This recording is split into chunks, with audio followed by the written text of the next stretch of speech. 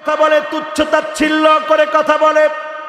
আপনি সম্পদের জন্য অহংকারী হলেন।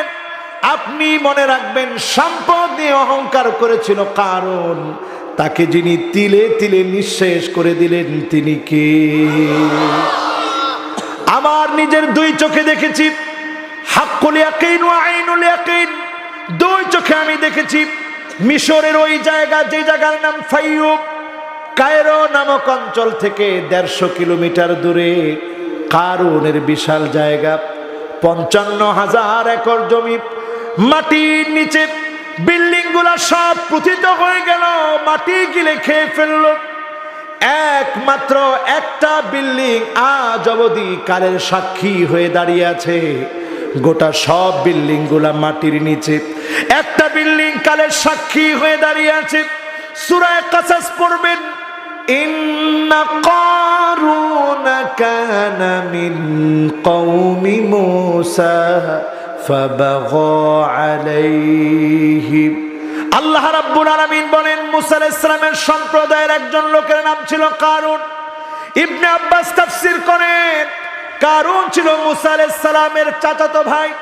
প্রথম যুগে ঈমানদার ছিল, আল্লাহকে ডেকেছিল। যখন সম্পদ ছিল না, আল্লাহকে ডাকত। একটা বিল্ডিং এর ভিতরে আল্লাহকে সিজদা দিত। 55,000 একর জমির ভিতরে সব বাড়িগুলা মাটির নিচে গেঁথে গিয়েছে। শুধু একটা বিল্ডিং আজ অবধি দাঁড়িয়ে আছে, যেই বিল্ডিংটার ভিতরে প্রথম যুগে কারুন সিজদা দিয়েছিল। প্রথম যুগে কারুন যে বিল্ডিং এর ভিতরে আল্লাহকে সিজদা দিয়েছে, ওই অহংকারী কারুনের সমস্ত সম্পদগুলা চূর্ণ বিচূর্ণ হলো। কিন্তু একটা বিল্ডিং কালের সাক্ষী হয়ে দাঁড়িয়ে আছে। টাকা দিয়ে যতজন অহংকার করবে তাদেরকে আল্লাহ পাক দেখায় দিবে, একটু তাকায় দেখ, ওই কারুনের বিল্ডিংটা দাঁড়ায় আছে, প্রমাণ বহন করতেছে। টাকা নিয়ে যদি অহংকার করিস, কারুনের মতো যিনি ধ্বংস করে দেওয়ার জন্য যথেষ্ট তিনি কি? দ্বিতীয় নম্বরে, ওমান ইআতামাদা আলান নাসি মাল্লাহ, কেউ যদি মনে করে অনেক নেতা কর্মী আমার চারপাশে, অনেক লোকজন, অনেক দলবল আমার মতো নেতাকে হটায় কে, আমার মতো নেতাকে ঠকায় কে, আমার মতো নেতার ক্ষতি করবে কে, তাকে আল্লাহ নমরুদের মতো লাঞ্ছিত, অপদস্থ, অপমানিত করে শেষ করে দিবে। আরো আসতে কোন ঠিক? এই কথার সাথে আপনারা একমত তো? আরো জোরে কর। এবার বুঝাই দিলে সবাই একমত হইবেন। একমত নয় কোনো লাইন নেই, একমত হতেই হবে। নমরুদকে যখন মশা পাঠিয়ে, ল্যাংরা মশা, কি কোয়ালিটি, যখন পুশ করা শুরু করছে ল্যাংরা মশায়, নমরুদ কয় পিটা, কয় কোথায়, কয় মাথায়, কয় কি দিয়া, কয় জুতা দিয়া, ঠিক কিনা? জুতা দিয়ে পিটি, আশেপাশ থেকে লোক খুঁজে আনতে হয় নাই, নিজের হাতে গড়া, নিজের পোষা লোকদেরকে দিয়ে নমরুদের মতো জালেমকে যিনি শেষ করে দিলেন তিনি কি? মূলে ছিল অহংকার। মূলে ছিল কি? অহংকার করা যাবেনি, বলেন যাবেনি? অহংকার হচ্ছে আমি আর আল্লাহর চাদর, এই চাদর ধরে যেই টান দিবে, সে যত বড় ক্ষমতাধর হোক না কেন, তাকে যিনি নাস্তানাবুদ করে ছাড়বে তিনি কে? 3 নাম্বার আসেন আমার ভাইয়েরা, ওয়ামান ইআতামাদা আলা আকলিহি দাল্লা, কেউ যদি মনে করে অনেক বুদ্ধি আমার, পেছ খাটাবো, কেউ বুঝবে না, ভালো সাজবো, উপরে দিয়া ভিতর দিয়া ক্ষতি করব, এই রকম যে মনে করবে, আপনি আর কতটুকু বুদ্ধিজীবী? আপনার চাইতে বড় বুদ্ধিজীবী ছিল ফেরাউন। ফেরাউনকে যিনি তিল তিলে নিঃশেষ করে আজ পর্যন্ত জাতির জন্য নিদর্শন বানিয়ে রেখেছেন তিনি কি? দেখেন বুদ্ধিজীবীর বুদ্ধি কোথায় গিয়ে শেষ হয়। ফেরাউন নামক বুদ্ধিজীবী চিন্তা করেছিল মুসা আলাইহিস সালামকে আসতে দিবে না। মুসা আলাইহিস সালামকে দাওয়াত দেওয়ার তো প্রশ্নই আসে না, আসতেই দিব না নবী মুসাকে। হত্যা করো সব নবজাতক শিশুগুলাকে, ছুরি চালিয়ে হত্যা করেছে। মায়ের চোখের সামনে কত বড় জালেম, কত বড় পাপিষ্ঠ। কিন্তু নবী মূসা আলাইহিস সালাম যখন জন্মগ্রহণ করেছে, আল্লাহ রাব্বুল আলামিন নবী মূসা আলাইহিস সালামের মাকে বলেছে, সন্তানটাকে ছেড়ে দাও পানির ভিতরে। কার্টুন বন্দি করে মা হয়ে সন্তানকে পানির ভিতরে ছেড়ে দিয়েছে। ওই নদীর নাম হচ্ছে নীল নদ, আরবিতে বলে নাহরুন নীল, নাহরুল নাইল। ওই নীল নদীর ভিতরে ছেড়ে দিয়েছে। মায়ের মন বাঁচে না, মায়ের মন মানে না। মায়ের মনটা দুঃখে ভরে গেছে, সন্তানটাকে ছেড়ে দিয়েছে।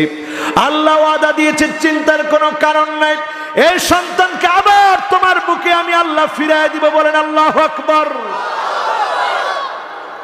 দেখেন প্ল্যান প্রোগ্রাম সব কার? জোরে কোন কার? বুদ্ধিজীবী ফেরাউনকে শেষ করবে কে? আসতে বললেন কেন? বলেন আল্লাহ। কষ্ট হয়? বলেন আল্লাহ। বুদ্ধিজীবী ফেরাউনকে আল্লাহ শেষ করে দিবে জমিনে।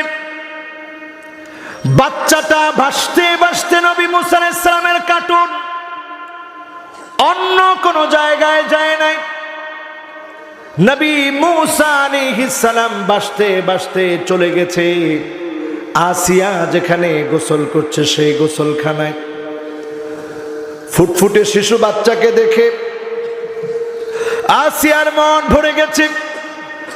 আসিয়া ফুটফুটে শিশু বাচ্চাকে নিয়ে ফেরাউনের সামনে হাজির হয়ে বলে, স্বামী রে, সব বাচ্চাগুলাকে জবাই করে দিয়েছেন, আমার কোনো কথা ছিল না, আপনি তো জালেম, আপনি বললেও তো মানবেন না। কিন্তু এই ছোট্ট বাচ্চাটাকে মা পানির ভিতরে ছেড়ে দিয়েছে। মায়ের মনের চিন্তা ছিল, আপনি যদি মায়ের সামনে জবাই করেন মায়ের কষ্ট বেশি লাগবে, এজন্য পানির ভিতরে ছেড়ে দিয়েছে। মায়ের মনের চিন্তা ছিল, সন্তানটাকে পানির ভিতরে ছেড়ে দেই, দূরে কোথাও গিয়ে যদি মারা যায়, তারপরেও তো মা হয়ে সন্তানের কাটা গলা দেখতে হবে না, জবাই দেহ দেখতে হবে না। এজন্য মা সন্তানটাকে পানির ভিতরে ছেড়ে দিয়েছে। আমি এই সন্তানটাকে কুড়িয়ে পেয়েছি, আমার গোসলখানা থেকে উঠিয়ে এনেছি। আপনি এই সন্তানটাকে মারবেন না, আপনি এই সন্তানটাকে ক্ষতি করবেন না। এই প্ল্যান বহু আগে যিনি রেখে দিয়েছেন তিনি কে? এই প্ল্যান তো আমার আল্লাহর করা। এবার নবী মূসা আলাইহিস সালাম ফেরাউনের গৃহে বড় হচ্ছে। ফেরাউন টেরও পায় নাই, ছোটবেলাতে কারো দুধ পান করা লাগে নাই, অন্য কোনো মহিলার দুধ খায় নাই। মূসা আলাইহিস সালামের কান্নার ভিতরে ওয়াও ওয়াও করে যখন কান্না করছে, এক একজন মহিলা আসতেছে, কারো দুধ খাচ্ছে না। অনেক মহিলার বাচ্চা মেরে ফেলার কারণে বহু নারী দুধ পান করানোর জন্য এসেছে, কিন্তু কারো দুধ নবী মূসা আলাইহিস সালাম পান করে না। নবী মূসা আলাইহিস সালামের মা যখন দুধ দিয়েছে, তৎক্ষণাৎ নবী মূসা আলাইহিস সালাম পান করেছে। এই প্ল্যান কার? বলেন, এটা প্রি প্ল্যান কার? কত বড় প্রি প্ল্যান! এই জমিনে দিন কায়েম করবে আমার আল্লাহ। এই দিন কায়েম করার জন্য কি প্রি প্ল্যান করে রেখেছেন। এবার বড় হচ্ছে, এক থাপ্পড় মারছে ছোটকালে। ছোটদের থাপ্পড় খেতে ভালো লাগে না খারাপ লাগে? হাতের ভিতরে ব্যথা আছে, কিন্তু এক থাপ্পড় যখন ফেরাউনের গালে মারছে, ফেরাউন কয় থাপ্পড়ের ওজন আছে। এটা সাধারণ থাপ্পড় না আসিয়া, ওই যেই বাচ্চারে আটকানোর জন্য সব প্ল্যান, এটা মনে হয় সেইটা। আরে কি কর, আপনি পরীক্ষা নেন, কেমনে নিব? একদিকে ফুল দেন, আরেকদিকে আগুনের কয়লা দেন।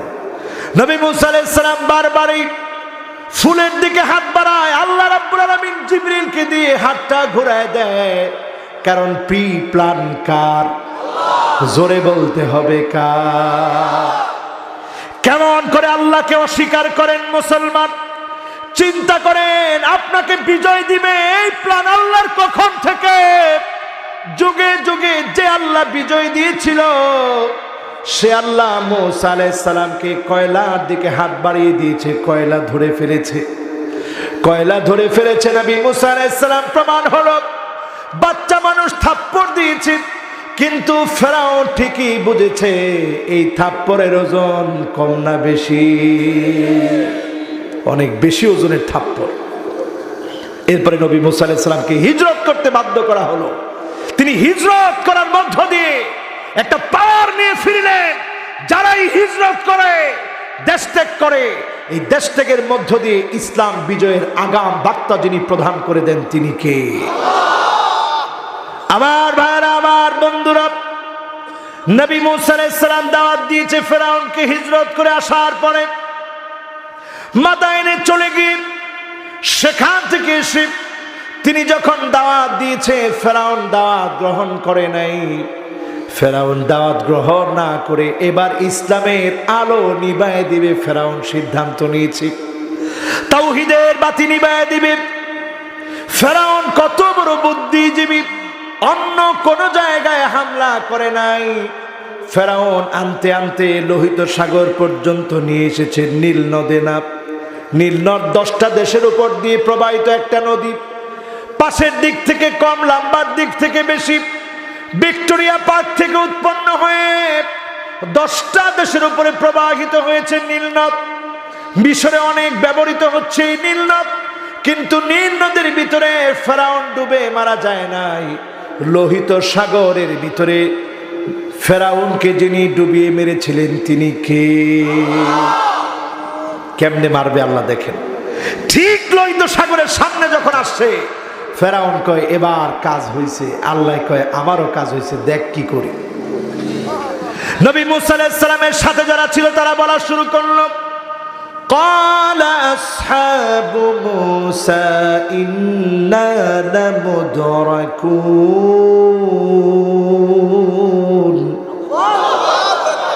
ও নবী মূসা, ধরা তো পড়ে গেলাম, কোথায় যাব? নবী মূসা আলাইহিস সালাম বললেন, কাল্লা ইন্না মাইয়া রাব্বি সায়াহদিন। নয়, এমন এক মালিকের গোলামি আমি করেছি যিনি আজকে অবশ্যই আমাকে পথ দেখায় দিবে।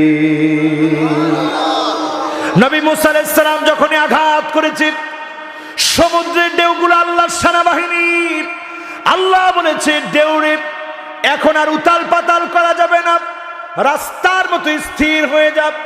আমার দেশের সেনাবাহিনী যেমন কমান্ড মানে, আল্লাহর সেনাবাহিনী কমান্ড মেনে সঙ্গে সঙ্গে ঢেউ হয়ে স্থির হয়ে গেছে রাস্তার মতো, নড়াচড়া বন্ধ, স্থির হয়ে গেছে সময়।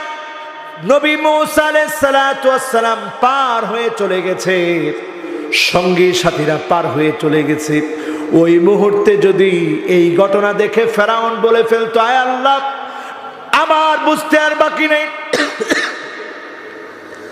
ফেরাউন যদি বলতো, আয় আল্লাহ আমার বুঝতে আর বাকি নাই, এত বড় ক্ষমতা আপনার, ঢেউ তো রাস্তা হওয়ার কথা না, যার কারণে আপনি একটা লাঠির আঘাতে ঢেউগুলাকে রাস্তা বানায় দিলেন, নিঃসন্দেহে তিনি নবী। আমি ফেরাউন কিছুই না, তাওবা করে ফেললাম, মাফ করে দেন। ওই মুহূর্তেও যদি ফেরাউনের মতো বুদ্ধিজীবী আল্লাহর কাছে মাফ চাইতেন, যিনি মাফ করে দিতেন তিনি কে? ঠিক কিনা? কিন্তু তখনও বুদ্ধিজীবীর বুদ্ধি শেষ হয় নাই। কারণ যারা জানেন অন্ধকারে থাকতে থাকতে তারা মনে করে আলোর রাজ্য শেষ হয়ে গেছে। জালেমরা তোমরা